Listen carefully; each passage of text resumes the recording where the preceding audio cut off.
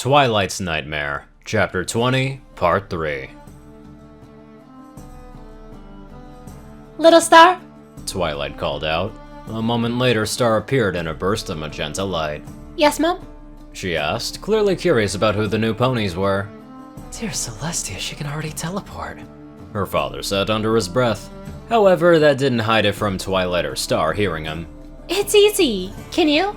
Do you want me to try and teach you too? Star rambled on. Who is she? Oh, it's Sweetie Belle. Twilight thought, dreading what the CMC with ready access to teleportation could do. Little Star? Twilight spoke. Star looked attentively up at her. I would like you to meet your grandparents, Nightlight and Twilight Velvet. Star teleported to each, hugging them in turn. Hi, Granny Velvet. Hi, Granddad Light. And this? Twilight started, using her wing to point at Spike. Hi, I'm Spike, Twilight's #1 assistant. Hi, my name's Little Star. You're the dragon that Mommy hatched. But no pony would tell me, so does that mean that you're my brother or not? Star said, tilting her head with interest. Spike said. Is he my child? No, wait, no, he's older than I am. Twilight thought, almost giggling at the fact that Spike was older than she was. Maybe he's my brother?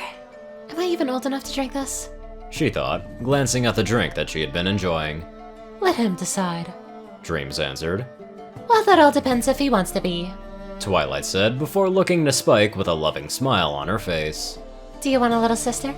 Spike looked a little uncertain. Star teleported, joining Spike on Twilight's back. No need to pick right now. Let's just go play.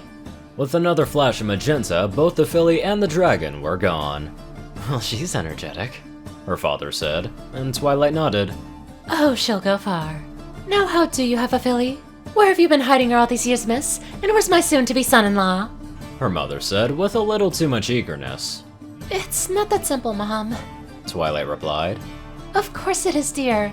Unless you're ashamed of them. I'm not... that's not... Oh, look! Shining in Cadence! Twilight said, copying her daughter's favorite trick and teleporting all three of them over to the couple. Help. Twilight mouthed to Cadence. Cadence subtly nodded and got Shining talking to the parents with the currently most dreaded question in Equestria, buying her at least some time to think. You have to tell them something. Dream sent. Well, I can't tell them that the elements gave me a fool with Nightmare Moon as the father. That I just happened to carry her around with me in my wellspring until I nearly got sacrificed. Twilight thought, panicking. We both agreed to be mothers. Night chipped in. Cadence's wings slid around her in a comforting hug. Thank you. What do I tell them? Twilight asked in their silent speech. Well, you can't tell them anything about Alicorn, so... Cadence replied in the same. I know. Celestia would just imprison them for the rest of their lives if I told them, right? Twilight said, to Cadence before answering her own question. Or, well, actually, no. She would just alter their minds so they wouldn't remember. That's more of her style. She finished in a darker tone. Cadence then tightened the hug. Everything's gonna be okay, she said, nuzzling her, before heading back to Twilight's parents to suggest some topics of conversation that should be saved for later and when in private. Twilight nodded to her sister-in-law in gratitude, sitting on her haunches and just taking in the party around her. Friends, family, voices in my head. What more do I need? She thought with a smile. What am I gonna do without you girls? Twilight thought as she contemplated the endless march of time. How long do I even have to work out how to save you? And will you even want to be saved? Just take a few breaths and calm yourself, my love. Dream sent. A few deep breaths to clear her mind later, and she smiled.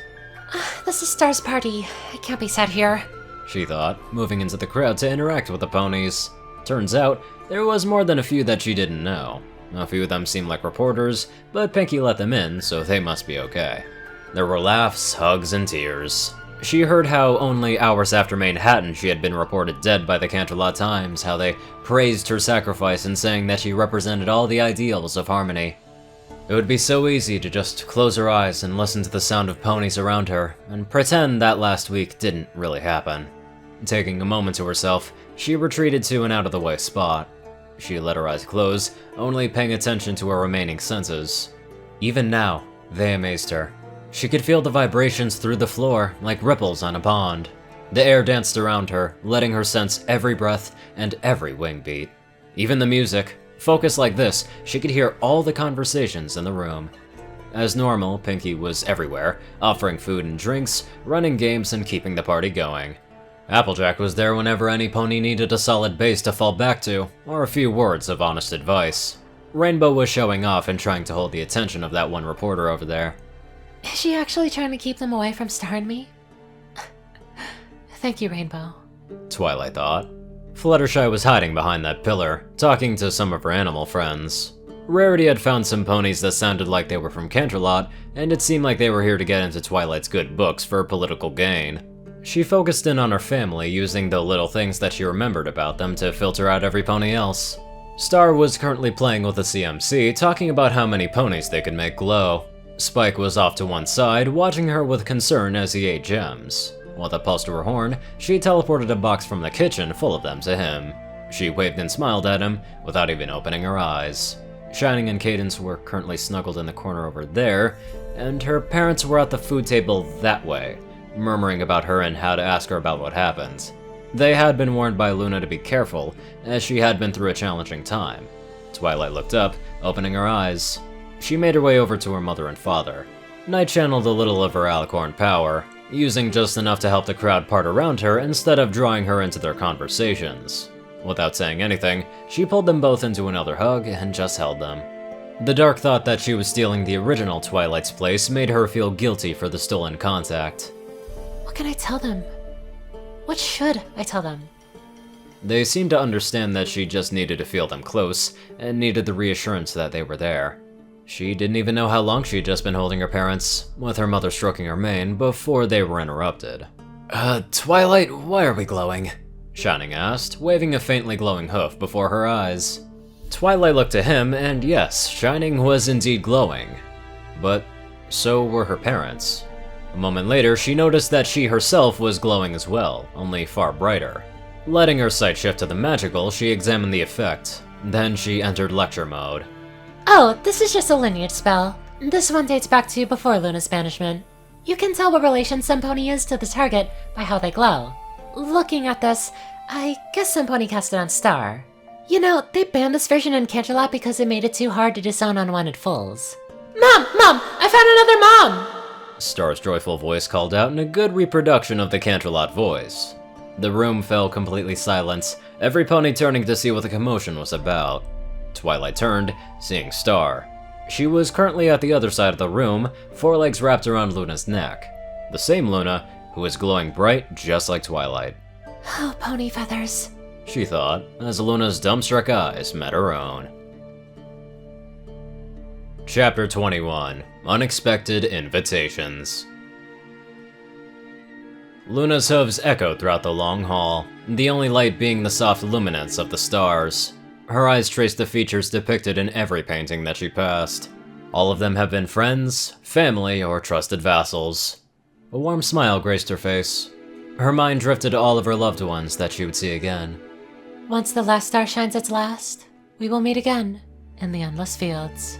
She spoke. She knew what was ahead, but she kept up her steady advance. She had to remember what she had lost, and what her sister was capable of. Luna looked up, facing the 10 body lengths of barren warped stone. It was a part of the cost of her corruption. She had learned something terrible, so terrible that it had driven her to madness. Luna didn't really know what sort of evil sorcery or foul incantation it was. She only knew that even after the elements of harmony restored her sanity, her sister still had to burn the knowledge away. It was the only way to prevent her from falling into the madness once more. The heat of the lingering solar magic burnt her hooves as she stepped on. The smoke rising from her hooves was no concern to her. Her eyes were on the walls, where she knew a painting should hang. Instead, there were shadows, hints of what might have been.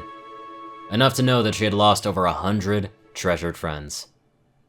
She would never regain the memories that she had lost to her sister's mental blade.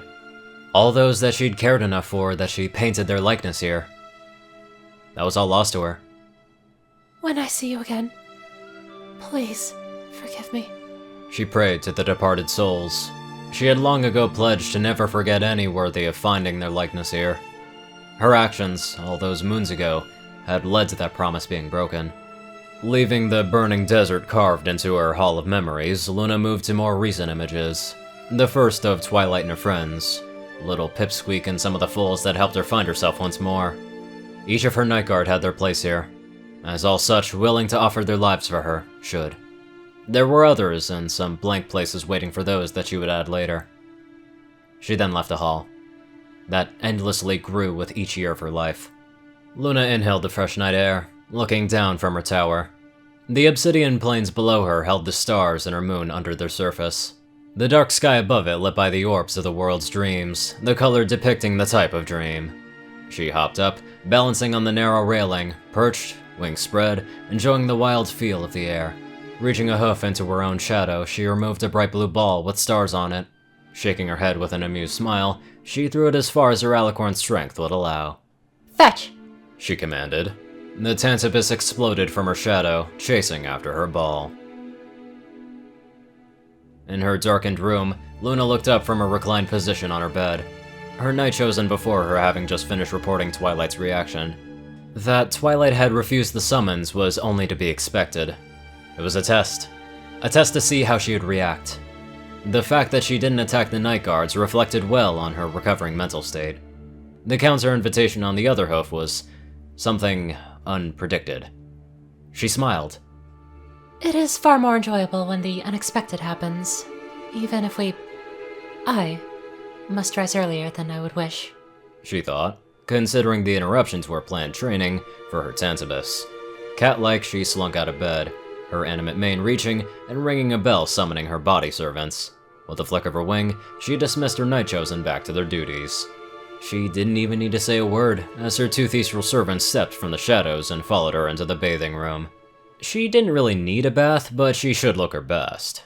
A princess always looks her best, She thought bitterly, wishing that she could have thrown one or two of her modern instructors off of the Cantorhorn. I could even have the Tantabus fetch them before they hit the ground. She thought with a fanged smile. Mentally, she instructed the Tantabus to relay the required deployments for her visit. A particularly bright set of stars from her mane slipped into her shadow and faded from the room. Luna slipped into the water, letting her eyes fall closed as she was cleaned. What if Luna had a secret crush on Twilight, but the only way to bind those two together was having a foal with each other? Maybe that was Luna's secret plan, but then again, that's highly unlikely.